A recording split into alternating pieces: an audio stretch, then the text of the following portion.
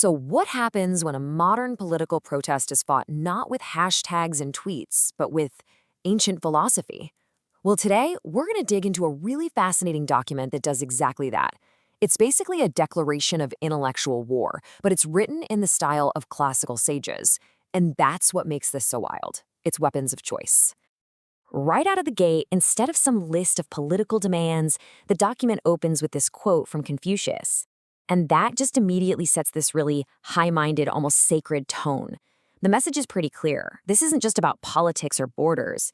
It's about a truth so profound it's literally worth dying for. And, that brings up a really fascinating question.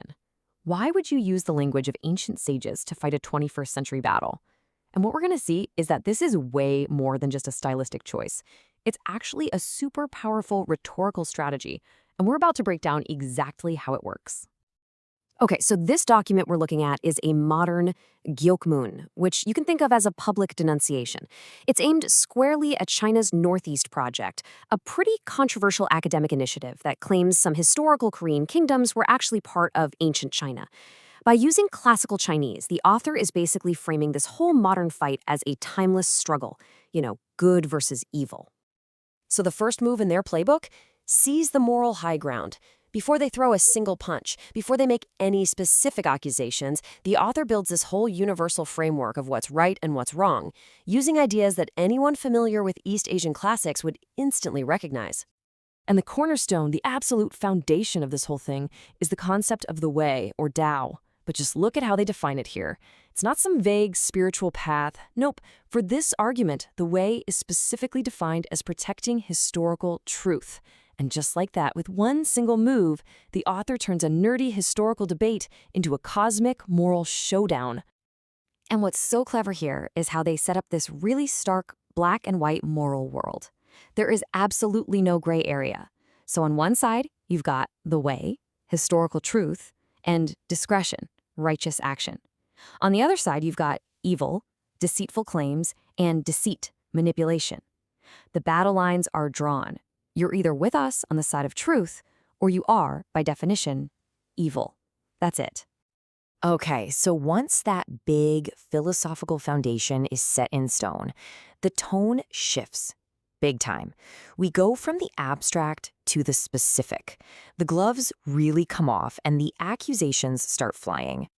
The main charge here is hegemony. And again, they don't just throw the word out there. They give it a very specific, loaded definition. They're saying it's not just about being a dominant power. No, it's a profound moral failing. A great nation that has the shell of power, but has totally abandoned its fundamental virtue by trying to steal its neighbor's history. Ouch. And this is where the language gets really visceral. The author accuses their target of casting off virtue like a worn-out shoe. I mean, what a deeply insulting image, right? It suggests you just don't care at all about the very thing that makes a nation legitimate in the first place.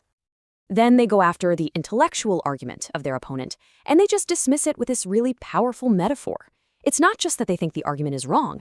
They're saying it's fragile, it's baseless, and it's destined to completely fall apart at the slightest touch. They're basically declaring the entire thing to be structurally worthless.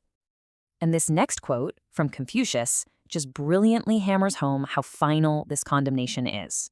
The implication here is that the other side's position is so fundamentally corrupt, so rotten, that it's beyond saving.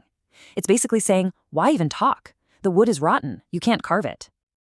So, after laying out all these earthly charges, the author does something really interesting.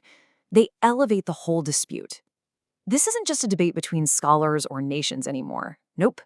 It becomes a trial, with cosmic judges.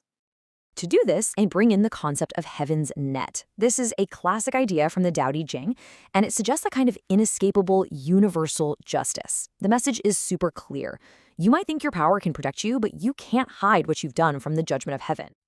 And get this, it's not just some abstract idea of heaven that's watching. No, the document explicitly calls out the spirits of specific historical kingdoms, Goguryeo, Balhae, Silla, even the Qing dynasty, as enraged witnesses. This is so powerful because it grounds that big cosmic judgment right in the middle of the actual history they're fighting over. It literally makes the ancestors actors in this modern drama. So everything we've seen so far, the philosophy, the accusations, the cosmic judges, it all builds to the document's conclusion. And it's not just a condemnation, it's a final, stark warning, an ultimatum that gives its target a very, very clear choice. But what's really crucial here is that even after all that fire and fury, the document actually offers an out. It basically says, look, if you take back your claims and accept what we say is the true history, then hey, we can actually be partners. So the choice isn't framed as some political compromise, it's framed as a chance to return to virtue. But the alternative? Well, that's laid out with chilling finality. This is the last line of the entire argument, and it's an absolute statement. To go against historical truth, as the author has defined it, is to go against the very logic of heaven itself. And the penalty for that? It's not just being wrong, it's total, absolute ruin. So what does it tell us when a modern fight over history isn't fought with footnotes in academic papers, but with the language of cosmic law, angry spirits, and the threat of heavenly destruction?